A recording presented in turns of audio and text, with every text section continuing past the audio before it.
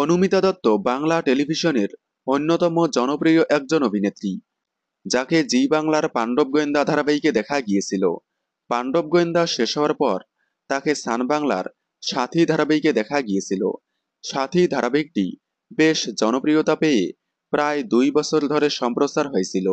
সাথী শেষ হওয়ার পর তাকে আর কোনো ধারাবাহিকে দেখা যায়নি। তবে তেলেগু ভাষার স্টার মা চ্যানেলের স্টার জলসার খেলাঘর ধারাবাহিকের রিমেকে দেখা যাচ্ছে তাকে। বাংলা ধারাবাহিক ছেড়ে তেলেগু ধারাবাহিকে অভিনয় করায় অনেকেই ভেবেছিল হয়তো বাংলা ছেড়ে দিলেন তিনি। তবে না, একেবারেই বাংলা ছাড়েননি তিনি। বাংলার নতুন প্রজেক্টে ফিরতে চলেছেন তিনি। সূর্য রায়ের পরিচালনায় নতুন ছবিতে পা রাখতে চলেছেন অভিনেত্রী অনুমিতা দত্ত। এই প্রথমবারের মতো বড় পর্দার নতুন ছবিতে দেখা যাবে তাকে।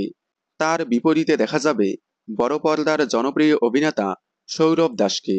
দর্শকদের চাহিদার কথা মাথায় রেখেই ভরপুর রহস্যে তৈরি হচ্ছে এই নতুন ছবিটি। তবে এখনও ছবির নাম জানা যায়নি। এই বছরেই শুটিং শুরু হবে এই ছবির। অনুমিতা দত্তকে আপনাদের কেমন লাগে? তার নতুন ছবি দেখার জন্য আপনারা কতটা এক্সাইটেড? কমেন্টে জানাবেন।